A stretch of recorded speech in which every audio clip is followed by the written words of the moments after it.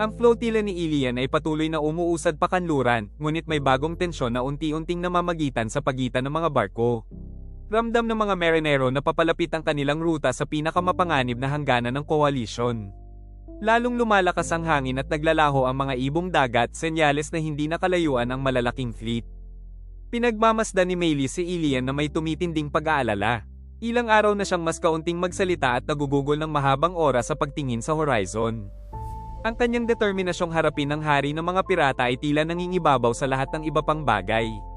Maging ang mga kakamping kamakailan lamang nagtipon ay nagsisimula ng makaramdam ng kanyang obsession. Nangangarap siya ng ibang future. Nananatiling nakaukit sa kanyang isipan ng mga tahimik na lok ng bagong mundo. Iniisip niya ang isang buhay na malayo sa labanan, isang kanlungan kung saan ang dagat ay hindi na magiging larangan ng digmaan. Ngunit nauunawaan din niyang magiging posible lamang ang pangarap na iyon kapag bumagsak ang malupit na pinuno. Sa isang paghinto sa isang hiwalay na maliit na lok, sinubukan siyang kausapin ni Melis. Ikinwento niya ang kanilang magiging future, ang mga panganib na naghihintay, at ang kahinaan ng kanilang alliance. Nakikinig si Ilian ngunit nananatiling hinihila ang kanyang tingin ng malalayong tubig. Ang kanyang paghihiganti ay naging isang compass na gumagabay sa bawat choice na kanyang ginagawa. Nararamdaman ng mga marinero ang tensyon. Sumama sila kay Ilian upang hamanin ang coalition, ngunit ang ideya na mas lalo pang pumasok sa mga teritoryo ng kaaway ay nagbibigay sa kanila ng pangamba. May ilan na pabulong na nagsasabing hindi pa handa ang kanilang flotilla. Ang iba naman ay naniniwalang wala na silang mawawala.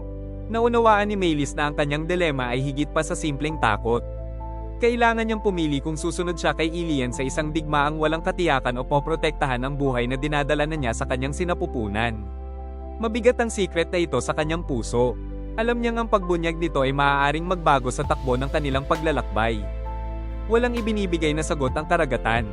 Ang mga alon ay tila walang pakialam sa kanilang pag-aalinlangan. Gayunman nararamdaman ni Melis na ang bawat susunod na desisyon ay lalong naglalapit kay Ilian sa sandaling haharapin niya ang hari ng mga pirata. At kinatatakutan niyang ang pagkikitang iyon ang sisira sa lahat ng kanilang pinagsamahan. Noong gabing iyon, habang natutulog ang flotilla, nanatiling mag-isa si Melis sa ibabaw ng kubyerta. Ang langit na walang buwan ay sumasalamin sa parehong kawalang katiyakan na nasa kanyang isip.